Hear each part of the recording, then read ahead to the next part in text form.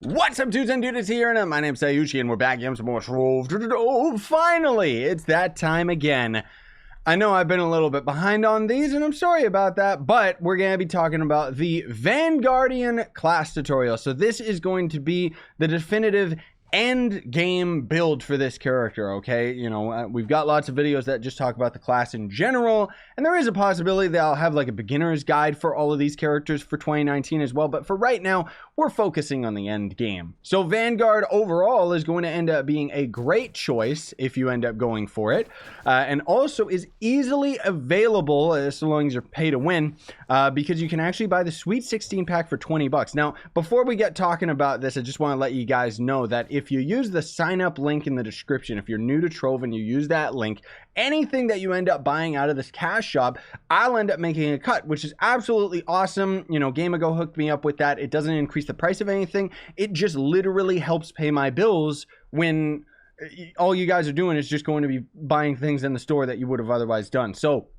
if you haven't done that already, please do that. I would very much appreciate it. Also, we got new merch you can check out. Sushi time. Anyways, the reason why I'm saying that the Sweet 16 pack is so beautiful is because this is a $20 pack that gets you every class in the game, including the Vanguard. And the Vanguard, otherwise, if you're pay to win, the only other way of getting the Vanguard is through, I don't think I can actually see it anymore, can I? Maybe, I don't know if it shows up. But there's a Vanguard pack, specifically. There's one you can buy for credits, which even as free to play is probably the best way to do it, because grinding this character with sentient shards is going to suck. But then you can, that's the equivalent of $30, or there's the pack that's the equivalent of $50. Yeah, so $20 for getting a $50 class, or even a $30 class on its own is already just well worth it. So anyways, I don't mean to digress from the actual build itself. So Vanguard is going to actually be a very interesting character in that when you're speed farming, it's just melee mode. But the thing about this character that you obviously know coming into this video is that you use your ultimate ability as this character, and you'll end up going into a ranged mode. So you'll have ranged attacks. V effects don't really work in our club world very well. Also, there's just so much, you know, so many people around that it's all kind of broken. But there's going to be two different ways you play this guy. You're going to be playing him for speed farming, and then you're going to be playing him for shadow towers. So let's actually just hop into a normal Uber world so I can tell you about this, and then we'll also talk about the stats that you're going to be going for. There's kind of a change, like whenever you're building your characters, it's very, very simple. Every character in this game pretty much builds the exact same way. So you build them with, you know, movement speed guaranteed, and then you either have attack speed, or depending on the character, maybe it's Draco, for example, it doesn't use attack speed. Instead of attack speed, you go for crit damage. It's as simple as that. So I'll be talking about the gems and stuff like that, but basically the way you're going to be playing this guy is you're going to be using your number one is going to end up giving you, whoopsie daisy, get out of ranged mode. Your number one in melee mode is going to give you a little bit of movement speed, right? So then you're going to be wanting to use the Raptor Berserker, because then when you end up killing a nearby enemy, you're going to end up getting a movement speed boost. So let's just kill this guy right here, and now you can see we've actually got that little bit of movement speed going on, which is beautiful.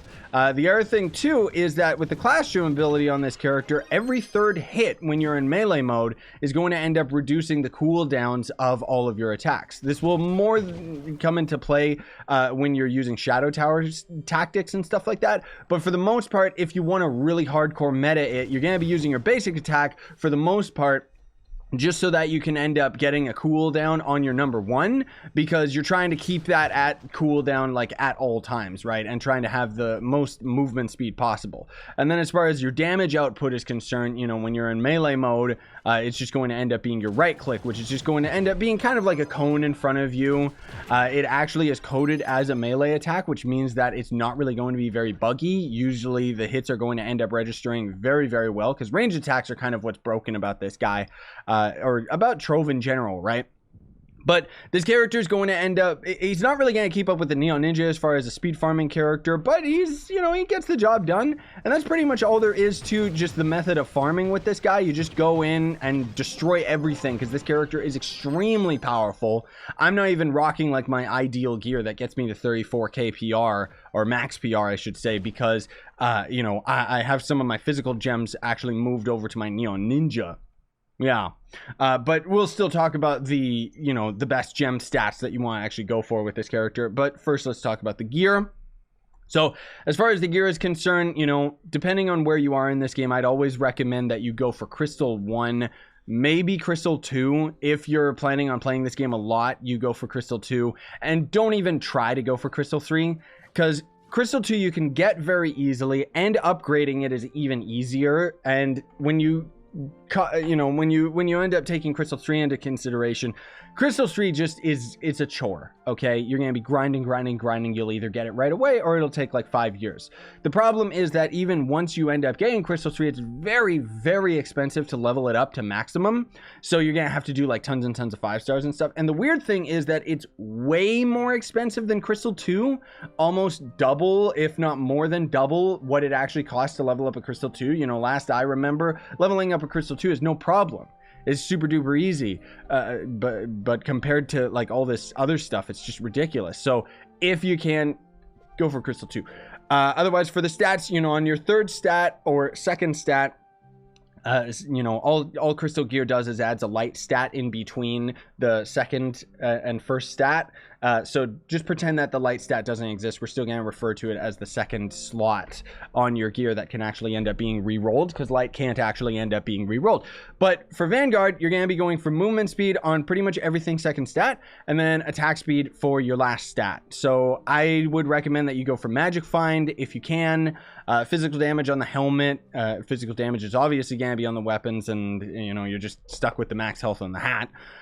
Or face has physical damage, I mean. But either way, you're going to end up having quite a bit of damage. As far as the ring is concerned, I like using a Stellar 5 energy regen ring, just because then you're always going to end up having that energy coming back for your laser attack when you're doing your right click. And then as far as the potions and stuff, that's entirely up to you. There are different builds for this. What I always do is I just use Death Defying. Just because it's easy. You don't have to. I'll give you an alternative build in a minute. But Martial Emblem, if you need the attack, honestly, I don't really need that right now. So I could swap that out for anything. I could swap it out for Zealous. I could swap it out for Unyielding if I'm doing Shadow Towers and stuff. Generally, or I could usually I'll actually swap it out for Chromatic, because then I can pop a flask and then I'm on cooldown, so I can use my number 1 and just start speed farming again. And then Trailblazing is a must if you can get rid of Sure Strike. But again, you're going to need combination of Sure Strike and Martial when you first start getting to the Geo top side, because those areas are just going to be so brutal as far as the light stat that you need on the character. And then for the subclass ability, I just like using a 30k PR Knight. Honestly, it's the easiest for me because, I like using Gonda to get into the higher dungeons, because you get infinite jump when you're using Gonda, basically, and you're going to end up having like 135 movement speed or something. It's like 125. You have an insane amount of movement speed. 125, yeah. So this is very consistent movement speed when using a mount, rather than relying on all of your things working in synergy together, like Pyro Disc, Raptor Berserker, Trailblazing, and all of this stuff. Even Lunar Lancer's subclass ability you can use as an alternative if you don't have a knight that's powerful enough, because when this triggers, you're going to have even more movement speed. So when all of that synergizes together, you're going to end up being extremely fast. But I like using the Knight subclass ability at 30k PR because that's a consistent 125 movement speed instead of the varying movement speed of having everything else trigger. Which, I mean, even if you have your number 1 trigger, you're going to be at 121 movement speed. So long as you have Raptor Berserker or anything else going on at the same time, then you're going to end up being fine and have more movement speed in general. It's just about, I like the ability of just being on my mountain, being lazy and stuff, So another alternative that you can use instead of Death Defying, not Vial of Unleashed Power. Where is it? Conjurer's Crucible is actually a really good one if you have high Magic Find, because as you end up triggering Magic Find, it can end up giving you more flasks. And as far as I know, this isn't really on that big of a cooldown, so you can just get all your flasks back every time you end up doing a dungeon. But there's all sorts of alternatives you can end up using. Personally, I just use these. Again, I would actually be using Chromatic, though, because it's not like I need my pots to do the damage in the Shadow Towers and stuff. Now, as far as the gems themselves, this is going to be a little bit tricky to explain, just because I'm not going to have the best examples with all of these. Or maybe I do. Okay, yeah, I do actually seem to have them all set up. I don't know why am I not maxed out then? One of my gems must not be maxed out, because otherwise, why am I not rocking the full PR? Yeah, there it is. There it is. I gotta level up this stupid lesser gem right here. Oh, and my empowered gem is... Oh, that's disgusting. Ugh. Yeah, so for your cosmic gems, what you're gonna be doing is try to have Vampiric as the empowered gem instead, because that's going to give you a lot more life steal and generally can make you invincible in some situations. And then that is going to be very difficult because you're going to have to try and re-roll all of these squares or whatever you want to call them. Let's call them pearls. I don't know. The name of these keeps changing within the community, but either way, you're trying to get your squares all on your physical or light, not physical damage, geez, on light damage. So that means that you're going to have to go over to the Adventures crafting table and craft yourselves Contain Chaos Spark to get the stats that you want. But light is a stat that you actually can't re-roll on your gems, so you're going to need the Contain Chaos Flare, which costs 2 Chaos Sparks, and that's basically going to end up randomly swapping these squares to one other slot. So you're going to just keep doing that until all 3 of them end up going into the light stat. And then otherwise, I would actually recommend instead of crit hit, because I don't think I even need the crit hit. Yeah, I'm actually well over 100%.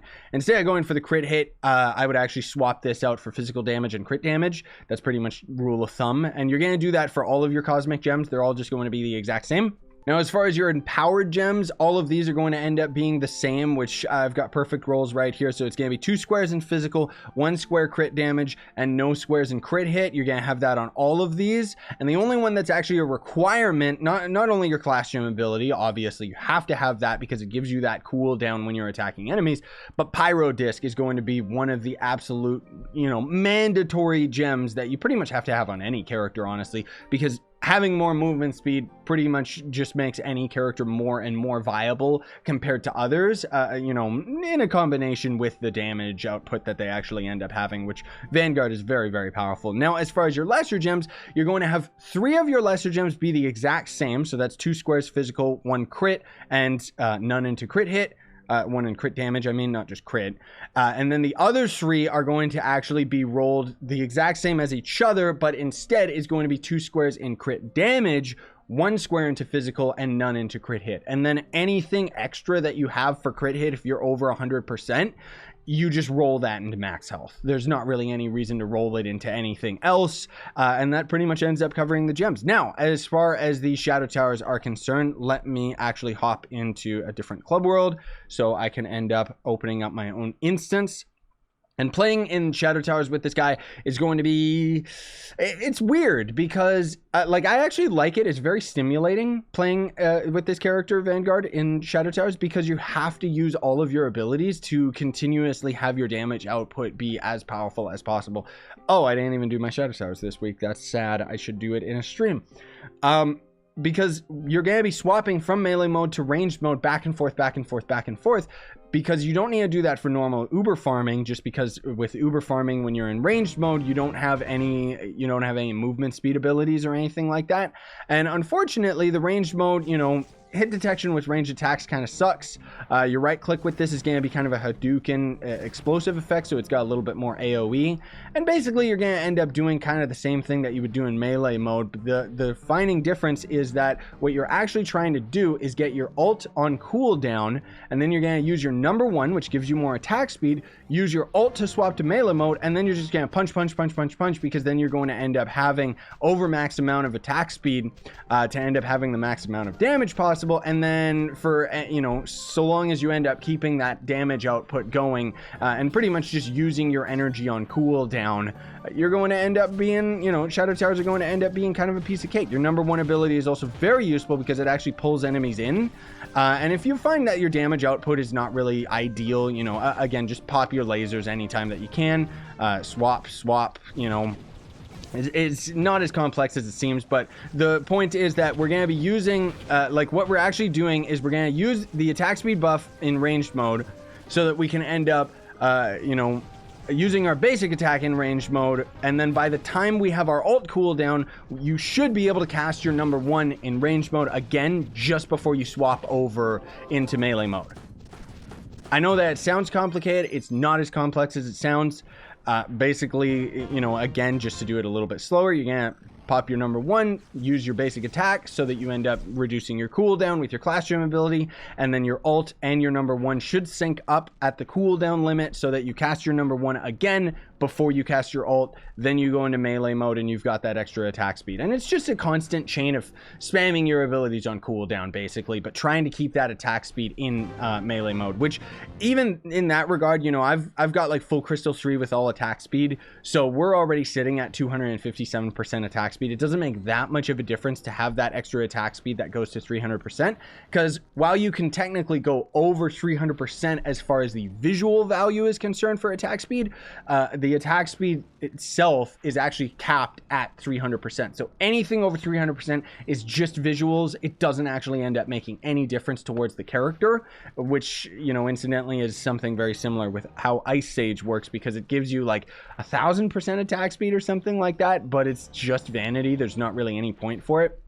And anyways, that pretty much covers it. So for Shadow Towers, if you're really struggling, what you can end up doing is maybe swapping, like maybe you have attack speed as your second stat on all of your gear and movement speed as your fourth, because then what you would do is you would swap the movement speed when you're doing Shadow Towers into crit damage, because that would just end up giving you that extra amount of damage that you may or may not need when you're in Shadow Towers. And as far as Shadow Towers, you know, Death Defying, swap back over to Martial Emblem, and then I like using Unyielding just because it gives you a lot more survivability. And the cool thing about the Vanguard is he's one of the rare characters that can actually solo the entirety of Ultra Tower, because of the fact that you have ranged mode, because certain bosses you can only basically defeat as a ranged character. Like I'm talking Ultra Hydra, you know, I'm talking Dreadnought.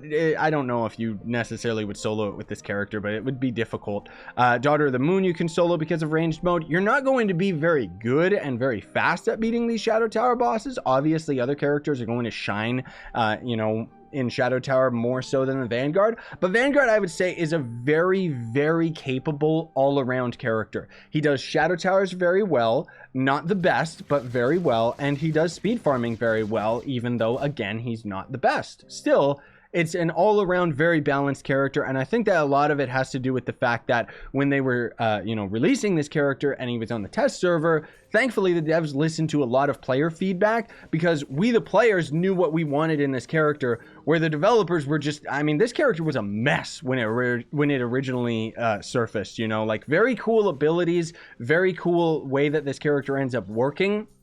But ultimately, the devs had him, you know, putting him in a different direction that was just altogether disgusting. He actually had knockback on all of his abilities.